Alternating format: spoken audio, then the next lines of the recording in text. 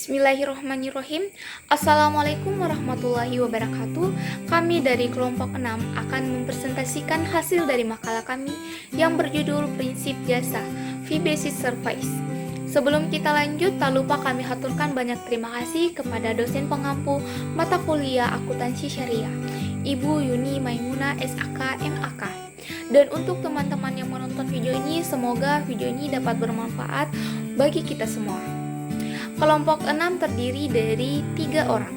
Yang pertama ada Andi Soko Palawangi dengan NIM 2166021145. Yang kedua ada Agustina saya sendiri dengan NIM 2166021109. Yang ketiga ada Wahyu Dwi Cahyo dengan NIM 2166021109. Baik, untuk mempersingkat waktu, langsung saja kita masuk pada pembahasan materi. Materi yang akan kami bahas, yang pertama ada jasa fee basis service.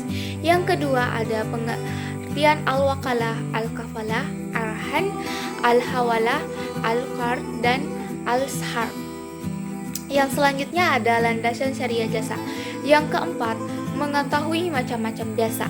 Yang kelima, aplikasi jasa dalam perbankan. Baik, selanjutnya kita masuk pada pembahasan pertama. Ada jasa fee basis service. Prinsip jasa fee basis service meliputi layanan non-pembiayaan yang diberikan bank pada nasabah. Adapun layanan non-pembiayaan ini meliputi al-wakalah dan al-kafalah. Baik, selanjutnya kita masuk pada pembahasan yang kedua. Mengetahui apa yang dimaksud dengan al-wakalah, al-kafalah, arahan, al-hawalah, al-qadar, dan al-sar. Yang pertama di sini ada al-wakalah. Al-wakalah merupakan pelimpahan kekuasaan oleh seseorang atau suatu pihak sebagai pihak pertama pada orang atau pihak lain sebagai pihak kedua dalam hal yang diwakilkan. Dalam hal ini, pihak kedua hanya melaksanakan sesuatu sebatas kuasa atau wewenang yang diberikan oleh pihak pertama kepadanya. Adapun dasar hukum wakalah adalah yang pertama Al-Quran, terdapat di Quran Surah Al-Kahfi ayat 19 dan Quran Surah Yusuf ayat 55. Yang kedua ada Al-Hadis dan Ijma. Selanjutnya di sini ada rukun dan syarat wakalah. Yang pertama adanya pemberi kuasa atau biasa disebut dengan muwakil. Yang kedua ada pihak penerima kuasa atau biasa disebut dengan wakil. Yang ketiga ada objek yang dikuasai atau biasa disebut dengan taukil. Yang keempat ijab dan kabul. Ada beberapa macam al-wakalah. Yang pertama, wakalah al-mutalakah, yaitu mewakili secara mutlak tanpa batasan waktu dan untuk segala urusan.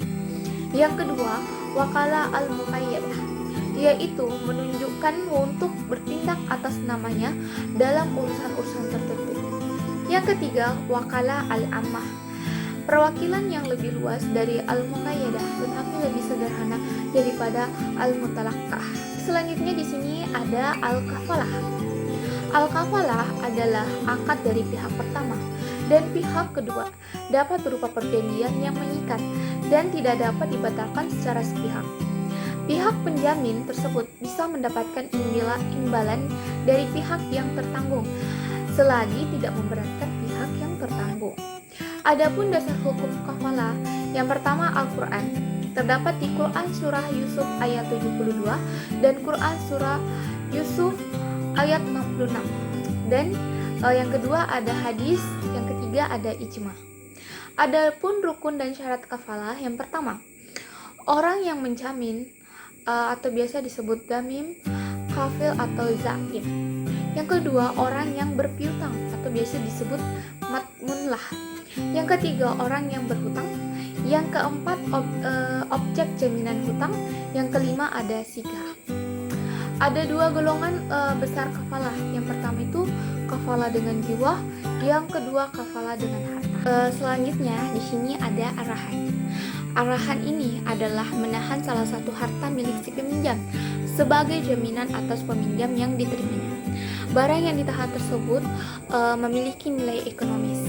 Adapun rukun arahan itu, rukun arahan yaitu ada sigha atau ijab kabul.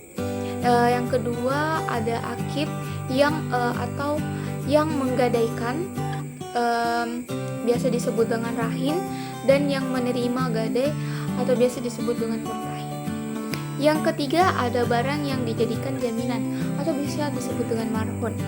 Yang keempat adanya hutang. Syarat arahan. Syaratnya itu yang pertama ada sigha, yang kedua ada akid. Selanjutnya kita masuk pada pembahasan al-hawala atau transfer service. Ini merupakan pengalihan utang dari orang yang berutang kepada orang lain yang wajib menanggungnya. Dalam istilah para ulama yaitu pemindahan beban utang dari muhil atau biasa disebut dengan orang yang berhutang menjadi tanggungan muhal alai atau orang yang berkewajiban membayar hutang menurut Rahman Syafi'i. Adapun dasar hukum al-hawala yaitu sunnah dan ijma'. Manfaat al-hawala. Manfaatnya itu yang pertama, memungkinkan penyelesaian utang dan piutang dengan cepat dan simultan. Yang kedua, tersedianya talangan dana untuk hibah bagi yang membutuhkan. Yang ketiga, dapat menjadikan salah satu sumber pendapatan non pembiayaan bagi bank syariah. Baik, untuk materi selanjutnya akan dijelaskan kepada saudara Andi Soko Palawangi. Untuk saudara Andi Soko, saya persilahkan. Baik, terima kasih kepada Agustina telah memberikan pada saya untuk melanjutkan materi berikutnya, yaitu al-qard. Pengertian al-qard adalah pemberian harta kepada orang lain yang dapat ditagih atau diminta kembali, saling membantu dan bukan transaksi komersial. Adapun rukun al-qard yaitu Al-Quran, hadis, dan ijma'. Sumber dana yaitu al-qard yang diperlukan untuk membangun keuangan nasabah secara cepat dan jangka waktu pendek diambil dari modal bank. Dan berikutnya yaitu al-sob, merupakan pertukaran mata uang asing atau al-sob mempunyai arti al-ziyadah atau tambahan, penukaran, penghindaran atau transaksi jual beli. Berikutnya yaitu landasan jasa syariah.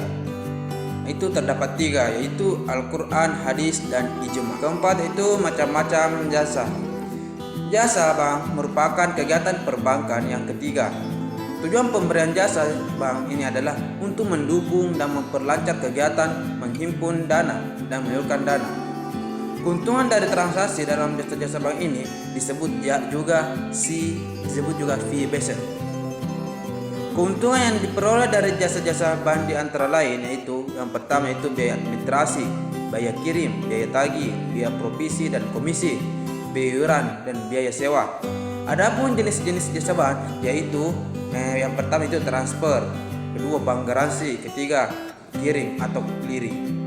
Berikutnya yaitu aplikasi jasa dalam perbankan, yaitu wakalah dalam aplikasi perbankan terjadi apabila nasabah memberikan kuasa kepada bank untuk mewakili dirinya melakukan pekerjaan atau jasa tertentu, seperti pembukaan letter of credit, inkaso dan transfer uang. Bank dan nasabah yang dicantumkan dalam akad pemberian kuasa harus cakap hukum. Baik, saya kembalikan kepada Agustina. Baik, itulah tadi hasil presentasi dari kami. Yang dapat kami simpulkan yaitu bank syariah merupakan lembaga keuangan yang menyediakan berbagai macam bentuk transaksi. Salah satunya ialah menyediakan berbagai macam transaksi di bidang pelayanan jasa atau fee-based service. Pelayanan jasa ini terdiri dari berbagai macam produk layanan sesuai dengan jenis akadnya. Dalam hal pelayanan jasa, bank memperoleh pendapatan yang berupa fee-based income service. Fee-based income ini berasal dari biaya-biaya yang ditujukan untuk mempermudahkan pelaksanaan transaksi ataupun pembiayaan. Fasilitas pelayanan jasa ini diberikan kepada nasabah maupun bukan nasabah bank tersebut. Pendapatan bank syariah dalam bentuk fee-based income service. Fee-based income berasal dari biaya-biaya administrasi yang berasal dari transaksi jasa transfer, inkas, dan clearing, bank garansi, dan letter of credit, dan jasa pembayaran lainnya. Akad dalam konsep fee-based income ini, service ini, diantaranya adalah al-wakalah, al-kafalah, al-hawalah, arahan, dan al-qad, yang mana tadi sudah kami bahas satu persatu. Sekian dari kami. Lebih dan kurangnya mohon dimaafkan. Apabila ada lebihnya, itu datangnya dari Allah Subhanahu wa Ta'ala. Apabila ada kurangnya, itu datangnya dari kami, karena kami hanyalah seorang mahasiswa yang masih perlu belajar dan belajar. Saya akhiri, wabillahi taufiq wal hidayah. Wassalamualaikum warahmatullahi wabarakatuh.